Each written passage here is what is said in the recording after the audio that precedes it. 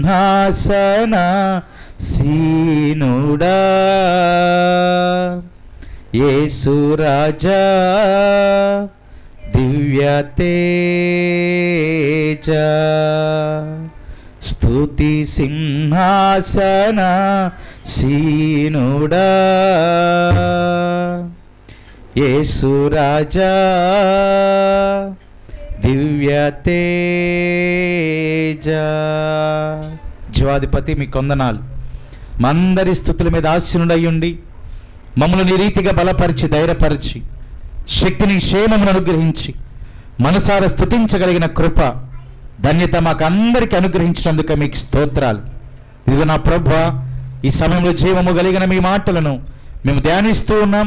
వాటి ద్వారా మమ్మల్ని బలపరిచి ధైర్యపరిచి వాటి ప్రకారమై మేము నడవగలిగినటువంటి కృప సన్నిధిలో కూడిచేరిన ప్రతి బిడ్డకు, ఈ మాటలు వింటూ ఉన్న ప్రతి నీ బిడ్డకు అనుగ్రహించి మీరే మహిమ పొందమని యేసుక్రీస్తు నామమున ప్రార్థన అడిగి వేడుకొనుచున్నాము తండ్రి.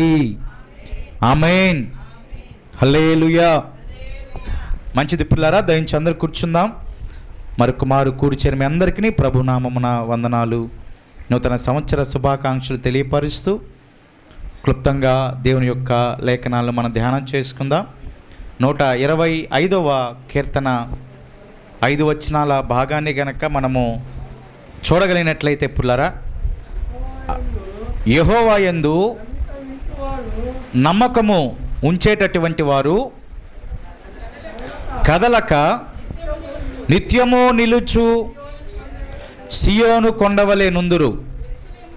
యెరూషలేము చుట్టూ పర్వతములు ఉన్నట్లు యెహోవా ఇది మొదలుకొని, చూడప్రరా, ఇది మొదలుకొని నిత్యము తన ప్రజల చుట్టూ ఉండును. దేవునికి స్తోత్రం.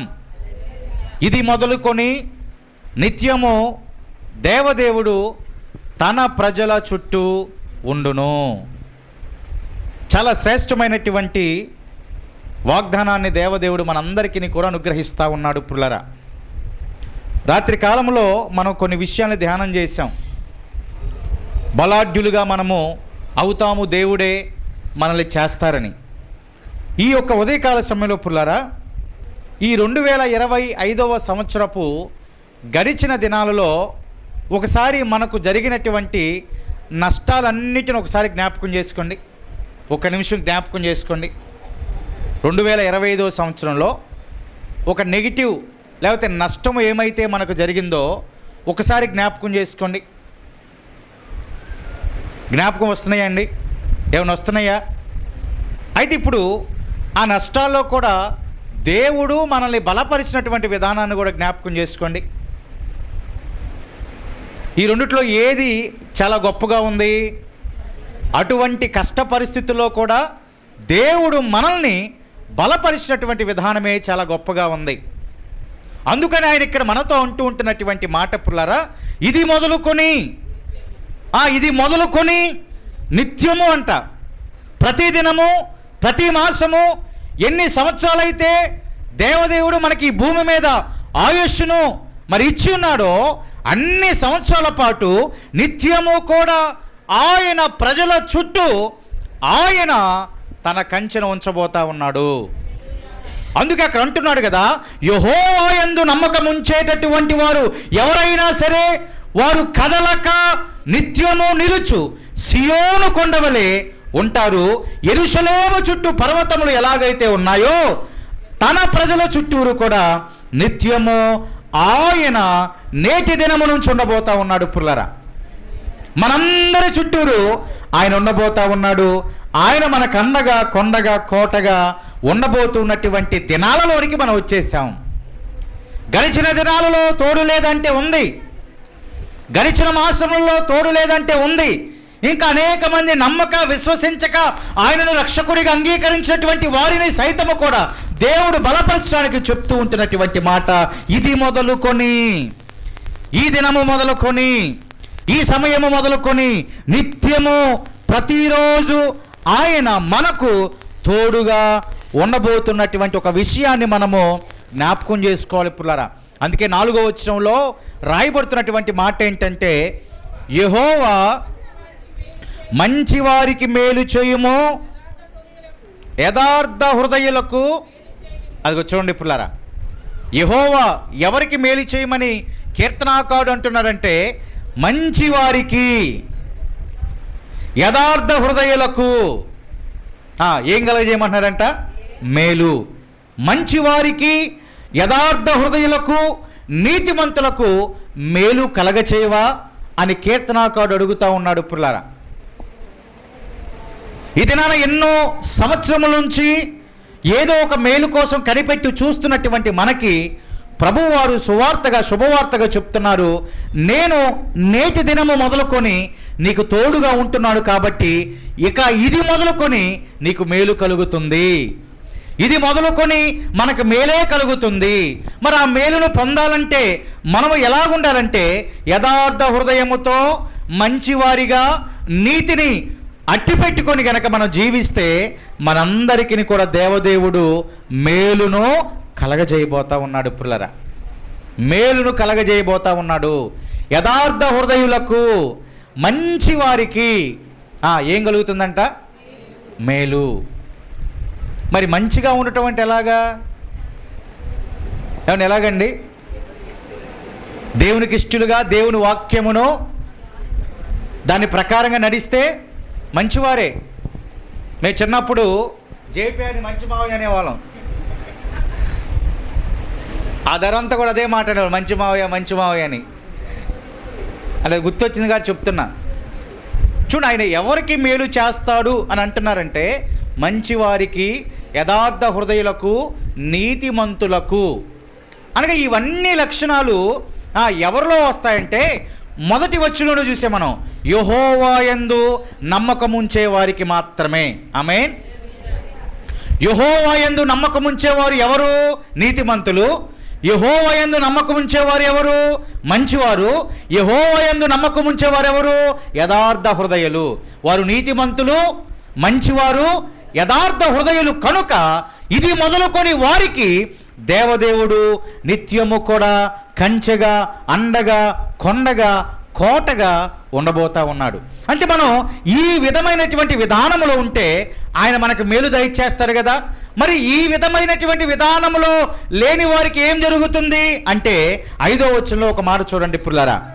తమ వంకర త్రోవలకు తొలగిపోవు వారిని, పాపము చేయు వారితో కూడా యెహోవా కొనిపోవును. చూడు పిల్లరా, మంచిగా మనం ఉన్నంత కాలము మేలులు జరుగుతూనే ఉంటాయి. అయితే ఎప్పుడైతే ఆ మంచిని పక్కన పెట్టేసి వంకర త్రోవలోనికి మనం వస్తామో, లేదా పాపము చేయవారితో పాటు కలిసి మనం ఎప్పుడైతే పాలిభాగస్తులుగా అయిపోతామో యెహోవా వారందరినీ కూడా తీసుకొని పోతాడంట. వంకర త్రోవలో ఉన్నటువంటి వారు ఎవరైనా, పాపము చేసేటటువంటి వారితో ఎవరైనా పాలిభాగస్తులుగా అయితే ఆ దేవదేవుడు వారికి ఏమాత్రము మేలును అనుగ్రహించక వారిని ఏం చేస్తారంట? కొనిపోబడతారు, తీసుకుని వెళ్తారు. అర్ధాంతరంగా వారి వారి ఆయుష్ను ముగించుకుంటారు.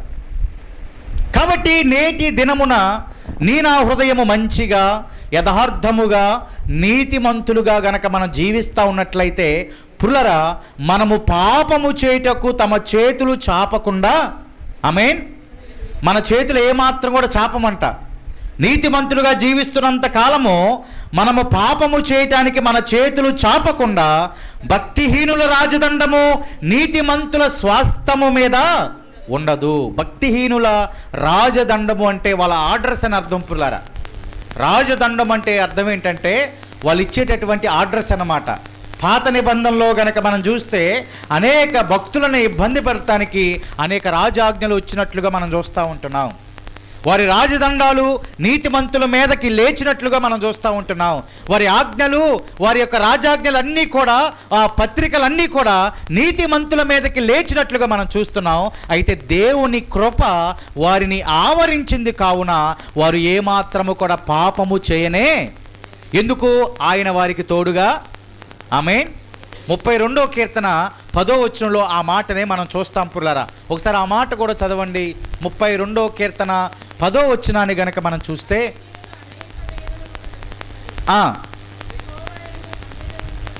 యెహోవా యందు నమ్మిక ఉంచు వానిని, ఆమేన్, యెహోవా యందు నమ్మకం ఉంచేటటువంటి వారి మీద కృప, దేవుని కృప ఏమైందంట, ఆవరించును. అందుకే ఈ కీర్తన బిగినింగ్లో కూడా యెహోవా యందు నమ్మకం ఉంచేవారు కదలక నిత్యము నిలుచు సియోను కొండవలే. ఇక నిన్ను నన్ను ఎవరు కూడా కదిలించలేరు పురులారా. ఎందుకంటే ఆయన కృప మనల్ని ఆవరించినంత కాలము, ఆయన కృప మనతో ఉన్నంత కాలము, ఆయన కృప మన చుట్టూరు ఉన్నంత కాలము, ఇదిగో ఎవరు నిన్ను నన్ను కదిలించనే. ఆ కృప ఎంతవరకంట, నిత్యము. ఆమేన్. ఆ కృప ఎంతవరకంట, నిత్యము ఉంటుంది. కాబట్టి ఆ నిత్యమైన కృప మన ఎడల అలాగే కంటిన్యూ అవ్వాలంటే అదిగో మంచివారిగా, యథార్థ హృదయులుగా, నీతిమంతులుగా, పాపము చేయటానికి అవకాశం వచ్చినా ఆ పాపము చేయటానికి మన చేతులు ఏమాత్రము కూడా చాపకుండా భక్తిహీనుల రాజదండము మీద దేవుడే వారి యొక్క భక్తిహీనుల అధికారాన్ని కూడా తీసివేసి మనకి అధికారాన్ని ఇవ్వబోతున్నారు. కావున మనము నిత్యము కూడా ప్రియా దేవుని సంగమా నిలుచు సియోను కొండవలే మనము అవుతాం. ఇక మన దరిదాపుకు ఎవరు కూడా రానే రారు. నీ దరిదాపుకి, నీ బిడ్డల దరిదాపుకి ఇక ఎవరు వచ్చే సాహసం కూడా చేయనే. కానీ ఇక్కడ ఎవరైతే వంకర త్రోవలలో ఉంటారో, ఆ మార్చోండి ఒకసారి, ఎవరైతే వంకర త్రోవల్లో ఉంటారో, ఎవరైతే పాపము చేయువారితో కూడా వారి యొక్క చేతులు కలుపుతూ ఉంటారో వారికి మాత్రము గడ్డు పరిస్థితులు ఎదురవుతాయండి. యెహోవా కృప వారికి తోడుగా ఉండదు పుల్లారా. దేవుని యొక్క సన్నిధి వారికి ఏమాత్రం కూడా తోడుగా ఉండదు. వంకర త్రోవ అంటే తెలిసి కూడా ఇది మంచి మార్గము అని తెలిసి కూడా ఆ మార్గములోనికి రాకుండా వారికి నచ్చినటువంటి మార్గమును ఎన్నుకుంటున్నటువంటి జనులు వాళ్ళు.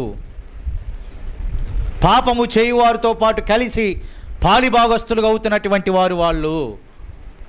దేవుడు వారిని తీసుకొని వెళ్ళిపోతారు. వారందరూ కూడా కొనుక్కోబడతారు. అర్ధాంతరంగా వారి ఆయుష్ను వారు ముగించుకుంటారు. అయితే దేవుడు వాగ్దానం ఇస్తున్నాడు కదా, ఇది మొదలుకొని నిత్యం ఆయన చుట్టూ, మన చుట్టూ ఆయన కంచెగా, అండగా, కొండగా, కోటగా ఉంటాడు. ఒకానొక దినాన ఎలీషా వారిని చంపటానికి సిరియా రాజు పులరా అనేక మంది సైన్య సమూహాన్ని పంపారు. ఎందుకంటే సిరియా రాజు ఇశ్రాయేలు మీద దాడి చేయాలని, ఇశ్రాయేలు యొక్క దేశాన్ని పులరా వశం చేసుకోవాలని ఎన్నో ప్రణాళికలు చేస్తూ ఉన్న దేవుడు ఎలీషాని దర్శించి ఎలీషా వారి ద్వారా ఇశ్రాయేలు రాజుని హెచ్చరించి ఆ యొక్క యుద్ధము జరగకుండా అనేక మార్లు ఆపివేసినట్లుగా లేఖనాల ద్వారా మనం చూస్తాం. రాజుల 2వ గ్రంథము 6వ అధ్యాయములో ఆ మాటలు రాయబడతా ఉంటాయి పుల్లరా. చూడండి, ఒకానొక దినాన ఎలీషా వారి మీద ఇదిగో ఆ సిరియా రాజు కోపం వచ్చింది. సిరియా రాజు కోపోద్రేకుడై, అరే మనం యుద్ధం చేయాలనుకుంటున్నాం, వారి మీద జయాన్ని పొందాలనుకుంటున్నాం, ఇదిగో యుద్ధము జరగనీయకుండా మనలో ఎవరైనా వారికి సపోర్ట్ చేస్తున్నారా అని అన్నప్పుడు ఆ యొక్క సిరియా రాజు యొక్క సేవకుల్లో ఒక సేవకుడు వచ్చి, లేదు లేదయ్యా, ఇశ్రాయేలు పక్షమై ఒక ప్రవక్త నిలిచాడు. ఆమేన్. ఆ ప్రవక్త ఏం చేస్తున్నాడంటే ఇక్కడ జరిగేది మొత్తము కూడా ఎవరికి తెలియపరుస్తున్నాడంట? ఇశ్రాయేలు రాజుకి తెలియపరుస్తూ ఉన్నాడు. ఇశ్రాయేలు రాజుకి తెలియపరుస్తూ ఉన్నారు. కాబట్టి వారు దరిదాపుగా యుద్ధము జోలికి రావట్లేదు. అలా అయితే మొదటిగా ఇశ్రాయేలు రాజును కాదు, ఇశ్రాయేలు జనాభాని కాదు, మొదటగా వెళ్ళి ఎలీషాని పట్టుకొని రండి అన్నాడు. ఎవరినంటే పుల్లరా? ఎలీషాని. ఎలీషా అప్పుడు ఎక్కడున్నాడంటే పుల్లరా, దోతాను అనే పట్టణంలో ఉన్నాడు. ఆమేన్. ఏ పట్టణంలో ఉన్నాడంట? దోతాను అనేటటువంటి పట్టణంలో ఎలీషా తన సేవకులతో ఉన్నారు. ఎలీషా సేవకులు ఆ పరిస్థితిని చూసినటువంటి వెంటనే భయపడ్డారు. చూడండి, ఆ వచనాలు ఒకసారి మనం చదువుదాం.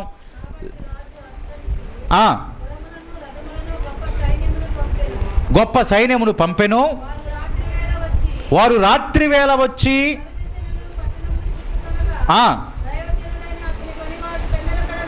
పెందలకన్నే లేచి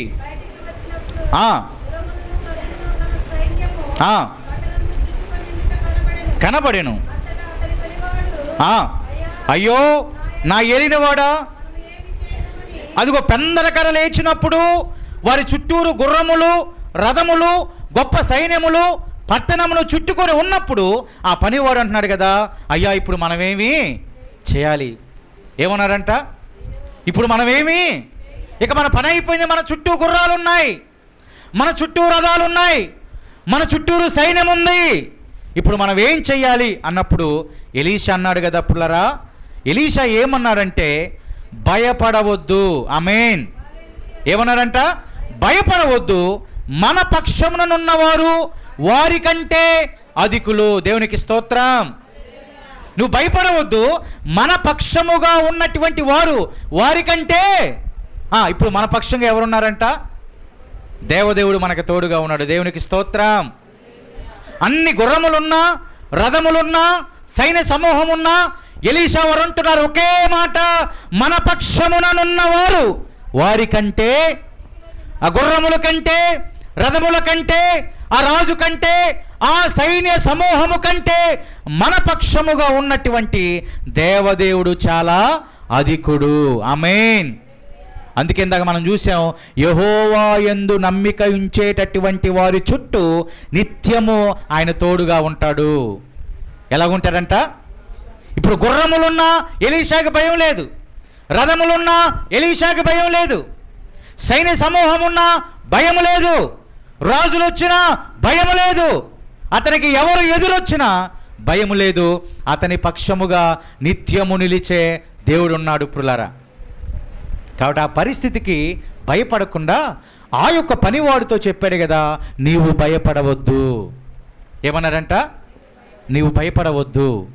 చూడండి, ఎవరు భయపడతారు? నిజమైనటువంటి నమ్మిక లేని వారే భయపడతారు.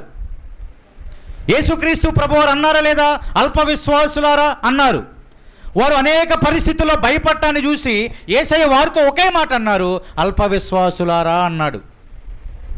కాబట్టి అల్ప విశ్వాసముతో తగినంత విశ్వాసము లేక మనం జీవిస్తూ ఉన్నంత కాలము ప్రతి పరిస్థితిలో మనకి భయమే, ప్రతి స్థితిగతులలో మనకి భయమే, చేస్తున్న ప్రతి పనిలో భయమే. అయితే ఎలీషా అంటున్నాడు, దేవుని కృపను పొందుకున్న, దేవుని కృప ద్వారా ఆవరించబడిన ఎలీషా అంటున్నాడు కదా, ఇదిగో నీవు భయపడవద్దు, మన పక్షముననున్నవారు వారికంటే, ఆమేన్, వారికంటే. అక్కడ ఎలీషా వారు ప్రార్థన చేశారు కదా పుల్లరా. ఏమని ప్రార్థన చేశారంటే, వీడు చూచినట్లు దయచేసి వీని కండ్లను తెరవమని ఎలీషా ప్రార్థన చేయగా యెహోవా ఆ పనివాని కండ్లను తెరవజేసెను గనుక వాడు ఎలీషా చుట్టూను పర్వతము అగ్ని గుర్రముల చేత రథముల చేత నిండి యుండుట చూచెను. దేవునికి స్తోత్రం. ఇందాకేమో ఆ సైన్యాన్ని చూసి భయపడ్డాడు. ఎప్పుడైతే ఎలీషా వారు ప్రార్థన చేశారో ఎలీషా చుట్టూను పర్వతము అగ్ని గుర్రముల చేత రథముల చేత నిండి ఉండటాన్ని ఆ పనివాడు కల్లారా, అంటే ఫ్రాక్షన్ ఆఫ్ సెకండ్స్లో, కొద్ది సమయంలోనే ఆ పనివాడు కూడా అద్భుతము చూడగలిగాడు. కొన్ని నిమిషాల్లోనే ఆ పనివాడు అద్భుతాన్ని చూడగలిగాడు. పుల్లారా, నేటి దినాన మన జీవితాల్లో అద్భుతము జరగాలంటే రోజులు అవసరం లేదు, మాసములు అవసరం లేదు, సంవత్సరములు అవసరం లేదు.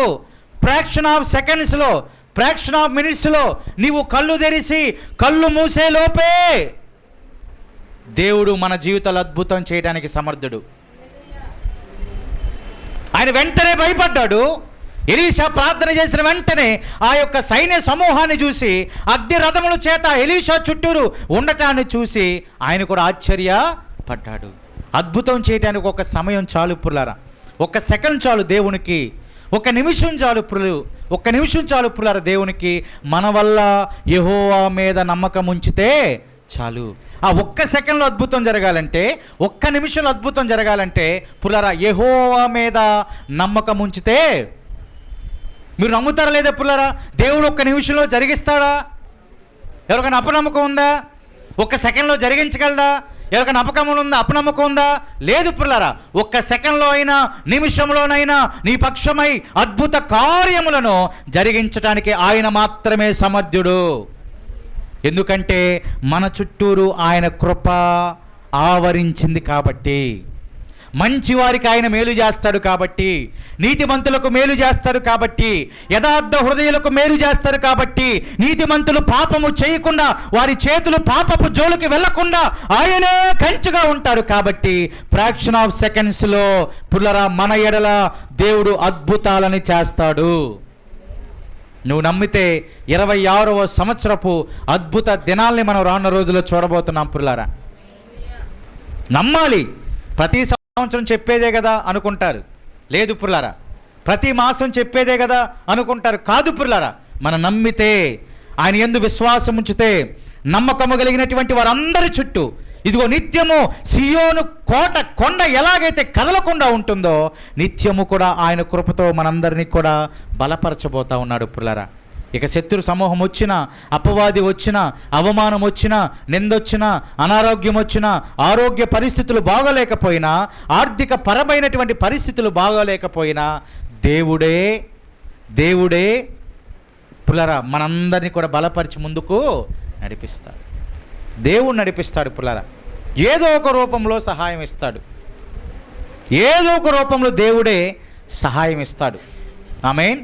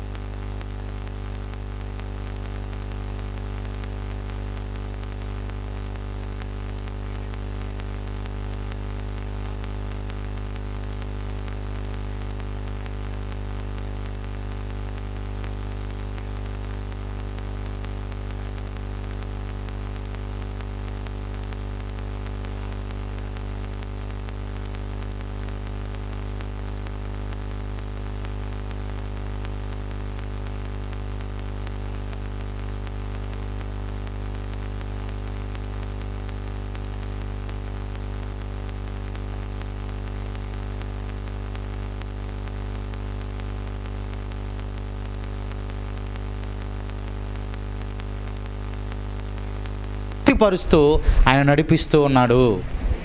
కాబట్టి డౌట్ ఎక్కడా ఉండకుండా ఏదో ఒక రూపేణ ఆయన సహాయం పంపిస్తాడు. ఏదో ఒక రూపంలో ఆయన సహాయం మనకి చేస్తాడు. మన వల్ల కూడా భయపడకూడదు. ఆయన మన పక్షమై ఉన్నాడని, మంచివారికి మేలు చేస్తాడని, యథార్థ హృదయులకు మేలు చేస్తాడని, నీతిమంతులకు మేలు చేస్తారని ప్రతిరోజు మనం నమ్మి విశ్వసించి ఆ మాటను ఆధారం చేసుకుని కనుక మనం నడిస్తే, కొనసాగితే మనం మేలులతో నింపబడతాం. తృప్తిగా మనం ఉంటాం పురులారా, తృప్తిగా మనం జీవిస్తాం పురులారా. ఆ రీతిగా మనందరినీ కూడా దేవదేవుడే బలపరుస్తాడు. అందుకే అన్నాడు అక్కడ ఎలీషా, నీవు భయపడవద్దు, నువ్వు భయపడవద్దు. ఈ సమూహాన్ని చూసి, పరిస్థితిని చూసి, కష్టాన్ని చూసి, అవమానాన్ని చూసి భయపడవద్దు. ముందేం దాచుంచాడు ఆయన? మేలును దాచాడు. ఆమేన్. ముందేం దాచాడు ఆయన? ఘనతను దాచాడు, విజయాన్ని దాచాడు. నీ పట్ల అద్భుతమైనటువంటి ఒక విజయాన్ని ఆయన దాచాడు కాబట్టి దానిని చూచి నువ్వు కొనసాగాలి తప్ప ఇప్పుడున్నటువంటి పరిస్థితిని బట్టి ఆందోళన పడి కంగారు పడి ఇక మన ఆరోగ్యం పోగొట్టుకోవాల్సినటువంటి అవసరమో లేదు. ఆమేన్. ఆందోళనతో ఆరోగ్యం కూడా పోయిద్ది పుల్లారా. ఆలోచనతో ఆరోగ్యం కూడా పోయిద్ది. అనాలోచితమైనటువంటి ఆలోచన ఆరోగ్యాన్ని కృంగదీసిద్ది. మానసికంగా మనని చాలా ఇబ్బంది పాడు చేస్తుంది పుల్లారా. ఆలోచన మన యొద్ద నుంచి మనం మొదటగా తీసేసుకోవాలి. ఆయన యథార్థవంతులకు మేలు చేస్తా అన్నాడు కదా, మంచివారికి మేలు చేస్తా అన్నాడు కదా, నీతిమంతులకు మేలు చేస్తాను అని అన్నాడు కదా అనే ఆలోచన కలిగి గనక మనం జీవించడం మొదలు పెడితే, నేటి దినము నుంచి జీవించడం గనక మొదలు పెడితే నిత్యము ఆయన మనకి తోడుగా నేటి దినము నుంచే ఉండబోతా ఉన్నాడు. నేటి సమయము నుంచే, నేటి దినము నుంచే ఆయన తోడుగా ఉండబోతున్నాడు. కాబట్టి పుల్లారా, ఆయన యందు నమ్మకము కలిగి పుల్లారా మనం జీవించేటటువంటి వారిగా ఉండాలి. ఎక్కడ అపనమ్మకం అనేది రానివద్దు పుల్లారా. అపనమ్మకం వద్దు అసలు. జరుగుతుందా లేదనే డౌట్ వద్దు అసలు. నెరవేరుతుందా లేదనే డౌట్ వద్దు అసలు. ఆయన మాట ఇచ్చాడు, వారికి మేలు చేస్తాను అని చెప్పాడు కాబట్టి ఆయన నీకు ఖచ్చితంగా మేలు చేస్తాడు. కాదు, చెయ్యాల్సిందే కూడా. ఆమేన్. ఎందుకని ఆయన మాట ఇచ్చాడు. ఆమేన్. ఆయన మాట ఇచ్చాడు. ఎందుకంటే మనం మంచిగా ఉంటే మేలు చేస్తాను అని మాట ఇచ్చాడు కాబట్టి ఆయన ఖచ్చితంగా చేస్తాడు పుల్లారా. యథార్థవంతంగా జీవిస్తే మేలు చేస్తానని మాట ఇచ్చాడు కాబట్టి ఖచ్చితంగా చేస్తాడు పుల్లారా. కాబట్టి ఆ మార్గము నుంచి మనము తొలగిపోకుండా, వంకర మార్గంలోకి వెళ్లకుండా, పాపపు జోలికి మనం వెళ్లకుండా మనం జీవించగలిగినట్లయితే ఖచ్చితముగా నేటి దినము నుంచే ఆ మేలును మనం పొందుకోబోతున్నాం. అది చదువుల్లోనైనా, వ్యాపారంలోనైనా, ఉద్యోగాల్లోనైనా, ఆర్థికంగానైనా, లేకపోతే అనారోగ్య పరిస్థితుల్లోనైనా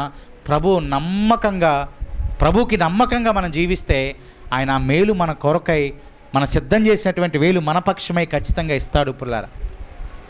కాబట్టి నమ్మి మనం భక్తిలో కొనసాగాలి. నమ్మి మనం భక్తి జీవితంలో, ఆధ్యాత్మిక జీవితంలో కొనసాగాలి. నమ్మి భక్తి జీవితంలో మనం నడవాలి. ఎక్కడ కూడా భయపడకుండా, పరిస్థితులను బట్టి భయపడకుండా, ఎంత పెద్ద గడ్డు పరిస్థితి వచ్చినా భయపడకుండా, జాగ్రత్త గుర్తుపెట్టుకోండి, భయపడకుండా ఆ పరిస్థితి మీద ప్రభువే మనకి జయాన్ని ఇస్తాడు. కావున ఆ పరిస్థితికి భయపడకుండా ధైర్యంగా మనము ఈనాటి దినాల్లో జీవించాలి పుల్లారా. ధైర్యంగా మనం జీవిస్తే, ధైర్యముగా మనము ప్రార్థనా స్థితిలో నడిస్తే దేవుడు మనకి మేలు చేస్తాడు. సియోను కొండ ఎలాగైతే నిత్యము కదలకుండా ఉంటుందో నిత్యము కూడా ఆయన మనకు తోడుగా ఉంటాడు. యథార్థవంతులకు ఆయన ఏ మేలు చేయక మానడంట పుల్లారా. మేలు చేసే దేవుడు ఆయన. కృప మన ఎట్లా ఆవరించి ఉంది. కావున ఆయన ఖచ్చితంగా మేలు చేస్తాడు. భక్తిహీనుల రాజదండము, ఆ అధికారం మన మీద ఏమాత్రము కూడా ఏలుబడి కానియకుండా ఆయనే మంచి త్రోవలో, మంచి మార్గములో, సన్మార్గములో ఆయనే మనని నడిపిస్తాడు. కావున మనం మంచిగా జీవించడానికి, యథార్థముగా జీవించడానికి, నీతివంతంగా జీవించడానికి ఒక తీర్మానాన్ని మనం తీసుకుందాం. ఆమేన్. ఈ దినమున ఒక తీర్మానాన్ని తీసుకుందాం పిల్లరా. ఏదో ఒక తీర్మానం. నాన్నగారు తీసుకున్నాడు పాట పాడతారని, అలాగే మీరు కూడా ఒక తీర్మానం, మంచిగా ఒక తీర్మానం తీసుకోండి. ఎవరు నా మీదకి గొడవ వచ్చినా నేను నవ్వుతా ఇలాగే నిలబడి ఉంటానని తీర్మానం చేసుకోండి. చెవిటి వాళ్ళలాగా ఇక ఇలాగే నిలబడండి. వాళ్ళే తిట్టుకొని వీళ్ళేంద్ర పిచ్చి పట్టిందా నవ్వుతున్నారని వెళ్ళిపోతారు వాళ్ళే. ఇక పేర్లిపాల్లో గొడవలు కాదు కదా, ప్రపంచంలో ఏ గొడవలు కూడా ఉండవు. ఇంకా ఏంద్రా తిరతంటే వాళ్ళు ఇలాగ నవ్వుతున్నారని వాళ్ళే ఆశ్చర్యపోతారు. అవునా కదా పిల్లారా? అదొక తీర్మానమే కదా. చక్కగా తీసుకుంటే అప్పుడు పొరపాట్లు ఇద్దరి మధ్య రావు, ఇద్దరి మధ్య భేదాలు రావు. చక్కగా నవ్వుతా ఒక స్మైల్ ఫేస్తో వాళ్ళు తిట్టేటటువంటి ఆ ఫేస్నే చూస్తా నిలబడండి. ఎందుకు వచ్చి తిట్టున్నారు అనవసరం. మీరు అలాగే స్మైల్తో నిలబడి చూడండి.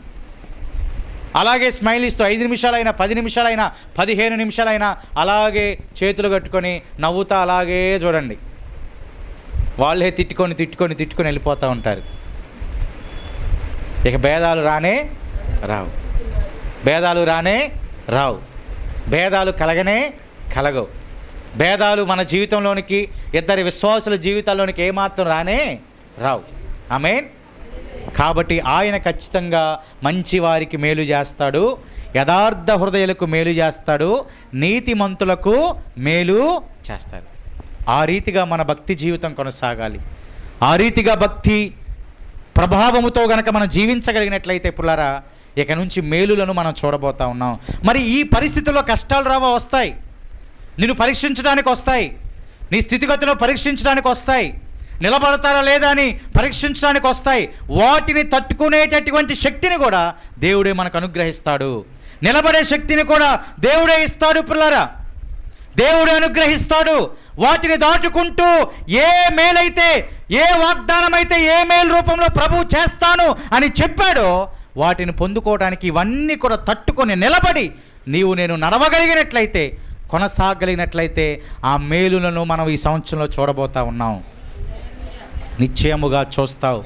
నీ కుటుంబముతో పాటు కలిసి చూస్తావు, నీ రక్త సంబంధులతో పాటు కలిసి నువ్వు ఆ మేలును చూస్తావు, ఆ మేలుని అనుభవిస్తావు. కావున నిత్యము సియోను కొండ ఎలాగైతే కదలకుండా ఉంటుందో, నిత్యము ఆయన కృప మనల్ని ఆవరించినంత కాలము ఈ రీతిలో మనం నడుస్తాం, కొనసాగుతాం. కాబట్టి ప్రియా దేవుని సంగమా, ఈ యొక్క మధ్యాహ్న కాలశంలో జాగ్రత్తగా ఈ లేఖనములను మన హృదయంలో ఉంచుకొని, మన హృదయంలో భద్రం చేసుకొని, ఆయన మేలు కోసం కనిపెట్టుతూ మరి ఆ మేలును పొందుకోవటానికి మన వంతు మనముగా ప్రార్థనా శక్తితో నింపబడుతూ, ప్రార్థనా బలముతో నింపబడుతూ, కుటుంబం అంతా కలిసి ప్రార్థనా బలముతో, శక్తితో నింపబడుతూ ఇటు మేలులను ఈ యొక్క దినము నుంచి మనం అందరం కూడా పొందాలి అని ప్రభు నామం పేరిట ఈ మాటలు ప్రకటిస్తున్నాను. దేవదేవుడి మాటలు మన వినికిల్లో దీవించి ఆశీర్వదించునుగాక. ఆమేన్. అందరూ మోకరిద్దాం. విత్తబడినటువంటి వాక్యమును బట్టి ప్రార్థన చేద్దాం. ప్రార్థనలో ముందుకు కొనసాగుదాం.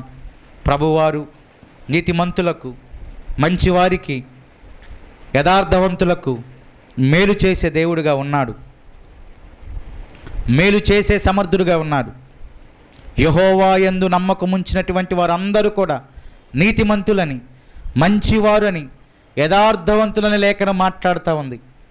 ఆయన మీద నీవు నమ్మకం ఉంచగలిగినట్లయితే, విశ్వాసం ఉంచగలిగినట్లయితే, ఏ భయము చేత నీవు, ఏ విధమైనటువంటి అననుకూల పరిస్థితుల చేత నీవు దిగులు పడకుండా దేవుడే నిత్యము నీకు అండగా, కొండగా, కంచెగా, కోటగా ఉండబోతున్నాడు. కావున ఆయన కృప మనందరినీ కూడా ఆవరించి ఉంది. కావున పుల్లరా, అట్టి కృపను పొందటానికి, అట్టి ధన్యత పొందటానికి, అట్టి మేలు మనం చూడటానికి, ఈ సంవత్సరం అట్టి మేలులతో నింపబడటానికి ప్రభు సహాయం కోసం ప్రార్థన చేద్దాం. ప్రభు సహాయం కోసం ప్రార్థన చేద్దాం. పరిశుద్ధుడికి ప్రార్థన చేద్దాం.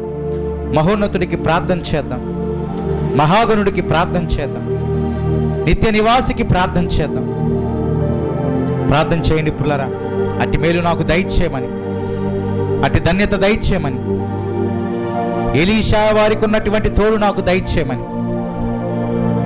ఫ్రాక్షన్ ఆఫ్ సెకండ్స్లో పనివాడు ఏ రీతిగా అద్భుతాన్ని చూశాడో, అదే ఫ్రాక్షన్ ఆఫ్ సెకండ్స్లో మన ఎడల, మన జీవితాల్లో అద్భుతాలు చేయటానికి దేవుడు సమర్థుడు. కావున అటు అద్భుతము మన జీవితాల్లో జరిగించమని ప్రభుని అడుగుదాం.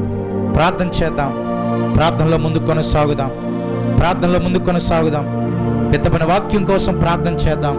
ప్రార్థనలో ముందుకు కొనసాగుదాం. సహోదరు పెర్సి గారు మనందరినీ ప్రార్థనలో ముందుకు నడిపిస్తారు.